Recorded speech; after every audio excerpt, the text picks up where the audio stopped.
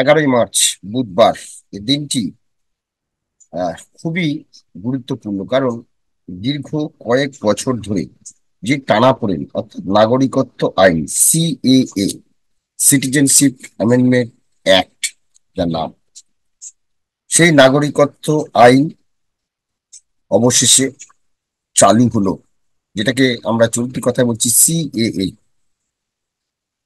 2019 সালের 11ই ডিসেম্বর সংসদে পাশ হয়েছিল এই আইন, এবং অবশেষে দীর্ঘ টানাপোড়েনের পরে আর মাত্র কয়েকদিনের মধ্যে, অর্থাৎ হয়তো এই সপ্তাহের মধ্যেই নির্বাচন কমিশন আহ 18তম লোকসভা নির্বাচনের দিনক্ষণ ঘোষণা করবে।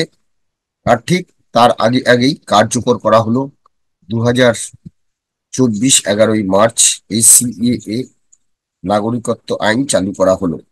অর্থাৎ প্রায় 5 বছরের অপেক্ষার পরে সেই অপেক্ষার অবসান হলো।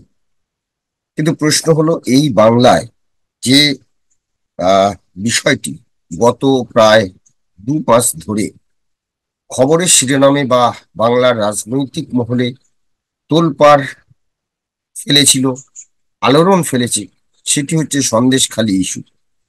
এবং এই সন্দেশখালী ইস্যুতে বেশ কোণঠাসা এ রাজ্যে শাসক দল তৃণমূল কংগ্রেস আহ যেভাবে সন্দেশখালী ইস্যু নিয়ে ল্যাজগবরে অবস্থা হয়েছে, তাতে এই নির্বাচনে বিশেষত মহিলাদের ভোট, যেটা তৃণমূলের একটা ভোট ব্যাংক, তা একটা প্রশ্নের মুখে দাঁড়িয়েছিল। কিন্তু এই সিএএ আইন চালু হওয়ার কারণে সেই মমতা বন্দ্যোপাধ্যায়, এ রাজ্যের মুখ্যমন্ত্রী, তিনি প্রথম থেকেই বলেছিলেন এই রাজ্যে সিএএ চালু হতে দেবেন না। কিন্তু যে প্রসেস বা যে আইন বা যেভাবে এটা কার্যকর করা হলো, তাতে রাজ্যের হাতে কোনো ক্ষমতাই নেই। তিনি বলছেন বটে, কিন্তু কিভাবে তিনি আটকাবেন, সেটা যেমন একদিকে তিনি নিশ্চয়ই রাস্তায় নামবেন, ইতিমধ্যে ঘোষণা করেছেন। এবং সন্দেশখালী ইস্যু, যার ফলে এই যে পড়ে পাওয়া 14 আনার মতন যে একটা সন্দেশখালী ইস্যু, এবং সেই ইস্যুটাকে এতদিনে এই রাজ্যের বিজেপি যেভাবে এই ইস্যুটাকে রাজনৈতিক ভাবে হাতিয়ার করে তুলেছিল, সেটা এই সিএএ চালু হওয়ার ফলে সেটা কি ক্রমশ আহ আহ ধামাচাপা পড়তে পারে বা পিছিয়ে পড়বে? অর্থাৎ এই সিএএ এই ইস্যুটাই কি এ রাজ্যের ভোটের আগামী দিনে আহ মূল ইস্যু, প্রধান ইস্যু হতে চলেছে? আজকে আমরা এই বিষয়গুলো নিয়ে আলোচনা করব। আমি বিপ্লব, আমার সঙ্গে রয়েছেন সাংবাদিক অরূপ দা। স্বাগত জানাচ্ছি। অরূপ দা, সেটা প্রশ্ন যে এতদিন ধরে, প্রায় গত 2 মাস ধরে এই রাজ্যের রাজ্য রাজনীতির মূল ইস্যু ছিল সন্দেশখালী, এবং যে সন্দেশখালী ইস্যুতে এই রাজ্যের শাসক দল বেশ কোণঠাসায় বলা যায়, এবং ল্যাজে গবরে হয়েছে বলা যায়। তো সেই জায়গাটায় সন্দেশখালী ইস্যু কিভাবে ধামাচাপা দেওয়া যায়, নানা রকম চেষ্টা হচ্ছে, কিন্তু সেটা পারা যায়নি। কিন্তু এই সিএএ, অর্থাৎ 11ই মার্চ যে সিএএ চালু হলো, তার ফলে মমতা বন্দ্যোপাধ্যায় এবার তো রাস্তায় নেমে পড়েছেন, এবং তিনি বলেছেন যে সিএএ এ রাজ্যে চালু হতে দেবেন না। কিন্তু যদিও রাজ্যের কোনো ভূমিকা, যেভাবে সিএ আইনটি কার্যকর করা হয়েছে, তার রাজ্যের কোনো ভূমিকা সেভাবে নেই এক অর্থে। কিন্তু তবুও তিনি যেভাবে যে বিষয়গুলো তিনি বক্তব্যে তুলে ধরেছেন, আজকেও আমরা শুনলাম, তাহলে এ রাজ্যে এই যে সন্দেশখালী ইস্যু ক্রমশ কি পেছনের দিকে চলে গিয়ে ধামাচাপা পড়ে যাবে, এবং সিএএ আগামী নির্বাচনে মূল ইস্যু হয়ে দাঁড়াবে না? দেখো, আহ, সেই চেষ্টা নিঃসন্দেহে মমতা ব্যানার্জি করবেন, এ বিষয়ে কোনো সন্দেহ নেই। যাতে সিএ ইস্যুটাই রাজ্যের প্রধান ইস্যু হয়, সেই চেষ্টার কোনো কসুর করবেন না। মমতা ব্যানার্জি আজকে যে দুটো সভা করেছেন, তার থেকেই উনি তৃণমূল কংগ্রেসের অবস্থান বা তার অবস্থান স্পষ্ট করে দিয়েছেন। উনি অনেকগুলো, আমরা যদি দেখি, ধরো সিএ নিয়ে আহ, উনি যেগুলো বলেছেন সেটা হচ্ছে ফার্স্ট, যে পোর্টালে যাদের বলা হয়েছে, যারা তাদের আবেদন করতে বারণ করে দিয়েছেন, নিষেধ করে দিয়েছেন, উনি তাদের ভয় দেখিয়েছেন যে আবেদন যারা করবেন তারা অনুপ্রবেশকারী হয়ে যাবেন। উনি সিএ এর সঙ্গে এনআরসি কে মিশিয়ে দিয়েছেন, বলেছেন যারা করবেন তার সঙ্গে মিশিয়ে যাচ্ছে তাদের ডিটেনশন ক্যাম্পে চলে যেতে হবে। এই আপনারা সবাই দেশের নাগরিক, আমি জান থাকতে কাউকে বাংলা ছাড়া হতে দেব না। সিএ সিএ তে আপনারা তো সবাই ভোট দিয়েছেন, ফলে আপনাদের সব কার্ড বন্ধ হয়ে যাবে। ফলে যত রকমের আর কি আতঙ্কর একটা পরিবেশ সৃষ্টি করা যায় উনি সৃষ্টি করার চেষ্টা করেছেন। তাতে একদিকে যেমন উনি বলেছেন এটা বাংলা বিরোধী চক্রান্ত। যদি আমি জানি না, একটা লজিক্যালি যদি তুমি ধরো তাহলে যে সিএ তো সারা দেশে চালু করা হয়েছে, বাংলা বিরোধী চক্রান্ত কি করে হয়? এটা বাংলার বিষয় না, সারা দেশে একসঙ্গে চালু হয়েছে। দ্বিতীয়ত উনি বলেছেন যে সিএ যারা মতুয়া তারা নিজেদের আইডেন্টিটি হারাবেন, যারা অন্যান্য সমাজের মানুষজন তাদের আইডেন্টিটি হারাবেন, এবং থার্ড হচ্ছে যারা মুসলিম তারা আর কি তাদের ডিটেনশন ক্যাম্পে বা এনআরসি করে ভাগিয়ে দেওয়া হবে বা ডিটেনশন ক্যাম্পে পাঠিয়ে দেওয়া হবে। ফলে একদিকে তুমি বাংলা ভাগের চক্রান্ত, একদিকে মতুয়া ভোট, আর একদিকে সংখ্যালঘু ভোট, উনি তিনটেকেই টার্গেট করেছেন। এবার আসো, ধরো সিএ হলে যদি বিজেপির প্রধানত লক্ষ্য এর মাধ্যমে মতুয়া এবং রাজবংশী, যেটা তুমি নর্থ বেঙ্গলে আছে রাজবংশী, ও মতুয়া ভোট বেসিক্যালি আছে হচ্ছে বনগাঁ আর রানাঘাট, এই দুটো এলাকাতেই মেনলি আছে, এই দুটো আসনে। তো সেখানে দাঁড়িয়ে তুমি যদি দেখো 2019 সালের ভোটে বিজেপি কিন্তু ধরো উত্তরবঙ্গে 8টা আসনের মধ্যে 7টা আসন পেয়েছিল, এবং এখানে দুটো আসনই পেয়েছিল, বনগাঁ এবং রানাঘাট, দুটো আসনই বিজেপির দখলে ছিল। ফলে 2019-এর নিরিখে সেই অর্থে বিজেপির কোনো আর কি বাড়তি আসন সংখ্যা লাভের জায়গা নেই সেখানে, সেই নিরিখে যদি দেখো। কিন্তু 2019 থেকে 2024 বারবারই সিএ আইন পাশ হয়ে যাওয়ার পরও সেটা ইমপ্লিমেন্ট করা হয়নি, বা রুলস ফ্রেম করা যায়নি। কোভিড বা নানা কারণের জন্য বিজেপির অমিত শাহ বলেছেন যে সেই জন্য রুল ফ্রেম করা যায়নি বলে সিএ টা ইমপ্লিমেন্ট করা যাচ্ছে না। কিন্তু মতুয়াদের দীর্ঘদিনের যে দাবি, সেই দাবি মোতাবেক এবার যদি তুমি শুধুমাত্র অমিত শাহ নয়, তুমি একাধিকবার শুভেন্দু অধিকারী, তারা তো এই বাংলারই রাজনীতি করছেন, বা শান্তনু ঠাকুর বা সুকান্ত মজুমদার, তারা কিন্তু বারবারই বলেছেন সিএ ইমপ্লিমেন্ট হবেই। এমনকি তোমার মনে আছে নিত্যানন্দ রায়, তিনি স্বরাষ্ট্র দপ্তরের প্রতিমন্ত্রী, তিনি এসেছিলেন, তিনিও কিন্তু সিএ ইমপ্লিমেন্ট হবে এই কথাটা বলে গেছিলেন। যে কথাটা বলে গেছেন অমিত শাহ বারবারই বলেছেন যে ভোটের আগে হবে। এবার সেই ভোটের আগে যেই সিএ এটা হলো, সঙ্গে সঙ্গে মমতা বন্দ্যোপাধ্যায় এই আর কি সন্দেশখালী ইস্যু বা অন্যান্য যে সমস্ত এতদিনের দুর্নীতি বা যে সমস্ত ইস্যু তৃণমূলকে ক্রমশ বলতে পারো নাগপাশের মতো জড়িয়ে ধরছে, সেটা থেকে ছিটকে বেরোনোর চেষ্টা করলেন, এবং সেখানে উনি এই সিএটাকেই তৃণমূল জাপটে ধরেছে।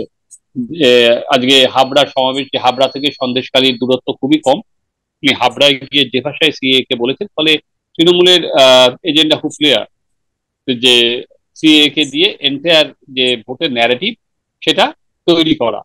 এবার ধরো বিজেপির এতদিন ধরে যে তৃণমূল কংগ্রেস কোণঠাসা অবস্থায় ছিল, সেখান থেকে উনি বাউন্স ব্যাক করার চেষ্টা করছেন। আমার এখনো পর্যন্ত ধরো এটা স্পষ্ট নয় যে তোমার সিএ এর এফেক্ট অন্যান্য এলাকায় কতটা হবে। ধরো আমার এখানে বা তোমার ওখানে এসব জায়গায় তো খুব একটা সিএ এর এফেক্ট নেই। একটা হচ্ছে তোমার এইটা পোলারাইজেশনে একটা আর কি মেরুকরণে সেটা একটা কাজ করবে। যদি সংখ্যালঘু ভোট ওদিকে যায়, বিজেপি জানি না কতটা ভোট হিন্দু ভোট কনসলিডেশনের দিকে যাবে, সেই মেরুকরণ আলটিমেট যেটা হবে, এর ফলে সন্দেশখালী ইস্যুটা অনেকটা পিছনে, হ্যাঁ যা ড্যামেজ হয়েছে, যা ড্যামেজ ডান, ওই ড্যামেজ সেটা শুধুমাত্র একটা আসন নয়, বসিরহাট আসন নয়, রাজ্যের অন্যাংশ মেয়েদের মধ্যেও একটা গভীর রেখাপাত করেছে। কিন্তু এটা যেন সময়ের সঙ্গে সঙ্গে যদি আরো এগোতো বা সন্দেশখালী নিয়ে সেটাই যে মাইলেজ পেত মমতা বন্দ্যোপাধ্যায়, এখানে আমরা জানি এখনো পর্যন্ত 30 থেকে প্রায় এখনো 32-33% হচ্ছে সংখ্যালঘু বা মুসলমান বা সংখ্যালঘু ভোট, ছোট ছোট যদি ধরিও তোমার পার্সি খ্রিস্টান, এদের কিন্তু সিএ তে অন্য দেশ থেকে গেলে তাদেরও নাগরিকত্ব দেওয়ার কথাই বলা হয়েছে। তখন সিএ তো নাগরিকত্ব দেওয়ার আইন, নাগরিকত্ব কারার আইন না। এখানে একটা লাইনও কোথাও নেই যে কারোর নাগরিকত্ব চলে যাবে। যে যারা 14 ডিসেম্বর মাসের আগে এসেছে, 31শে ডিসেম্বর, তাদের নাগরিকত্ব দেওয়ার আইন। ফলে ভয় কাদের? ভয় হচ্ছে যাদের ধরো ইলিগাল ইমিগ্রেন্ট, ধরো 2014 যারা রোহিঙ্গা বা কেউ যদি আসে, তাদের যখন দেওয়া হয় যদি, তাহলে তাদের ক্ষেত্রে একটা ভয়ের হতে পারে, কিন্তু 14 সালের আগে তা বলা তো হয়নি। ধরো এমনি যারা মুসলিম আছেন, তারা যদি যেরকম আমাদের নাগরিকত্ব দেওয়ার দেশে আইন আছে সেই আইন মোতাবেক তারা তো অ্যাপ্লাই করতেই পারবেন। সেখানে তো অ্যাপ্লাই করার কোনো অসুবিধা নেই। যেরকম ভাবে আর কি পাসপোর্ট হয়, যেরকম ভাবে ভিসা হয়, যেভাবে নাগরিকত্ব হয় ডিএম এর কাছে, সেভাবে তারা করতেই পারবেন। হুম। আমরা আগে দেখেছিলাম যে আগের বার যখন সিএ ইমপ্লিমেন্টেশনের কথা হয়েছিল, বাংলায় কেমন হিংসা সৃষ্টি হয়েছিল। এই জন্যই কেন্দ্রীয় সরকার এবার যাতে হিংসা না হয়, তাই জন্য তোমার সেন্ট্রাল ফোর্স পাঠিয়ে, যখন থেকে নির্বাচন প্রায় এসে গেছে, তখন তারপরে কিন্তু সিএটা ঘোষণা করেছে যাতে সেন্ট্রাল ফোর্স ঢুকে যাওয়ার পর, প্যারামিলিটারি ঢুকে যাওয়ার পর, যাতে আগের ঘটনার পুনরাবৃত্তি না হয়। তো তোমাকে যেটা বলছিলাম, ফলে আমি ঠিক ক্লিয়ার নই, যে এখনো পর্যন্ত পরিষ্কার নয় যে ধরো এই মতুয়া সমাজের বাইরে সাধারণ মানুষ, সংখ্যালঘু বাদ দাও, তাদের মধ্যে সিএ এর প্রভাব কতটা। এটা তো ঠাকুরবাড়ি বা ঠাকুরবাড়ি কেন্দ্রিক হয়তো এলাকাটার মধ্যে আছে, কিন্তু সেখানে দাঁড়িয়ে অন্যান্য জায়গায় কি কোনো সিএ এর প্রভাব আছে? ভোটে কি কোনো বড় ইস্যু? আমার মনে হয় না। কিন্তু সেখানে দেখা গেল যে এইটা মমতা বন্দ্যোপাধ্যায় সেটা তাস করার চেষ্টা করেছেন। এবার বিজেপিকে, এবং এই যে ধরো আহ, যে বাইনারিতে যদি এরকম হিন্দু আর কি মুসলমান বাইনারি হয়, যে এটা বিজেপি এই কথা বলবে, এবং দিনে দিনে বিজেপি যত বেশি করে বলবে, যে তত বেশি করে তৃণমূল কংগ্রেসও সিএ নিয়ে গলা চড়াবে। সিএ না, তারা তো আরো এক ধাপে গিয়ে এনআরসি, ডিটেনশন ক্যাম্প, অনেক দূরের জায়গায় নিয়ে যাচ্ছে, যে আপনাদের তাড়িয়ে দেওয়া হবে।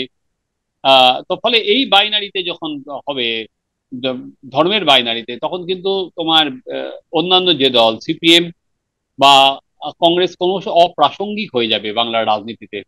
কারণ সিপিএম বা কংগ্রেস এখনো পর্যন্ত এমন কোনো ইস্যু সামনে আনতে পারেনি যে ইস্যুটা ধরে তারা একটা বিকল্পের কোনো সন্ধান দিতে পারে। অর্থাৎ দু হাজার ধরো, একুশে 2021 নির্বাচনে যেটা আমরা দেখেছিলাম যে বাম কংগ্রেস একদম আহ শূন্য আসন পেয়েছে, সেইখানটায় মানে সেই আর কি মেনুকরণের রাজনীতি, সেটা কি আবার মনে হচ্ছে যে এইবারে আসতে চলেছে?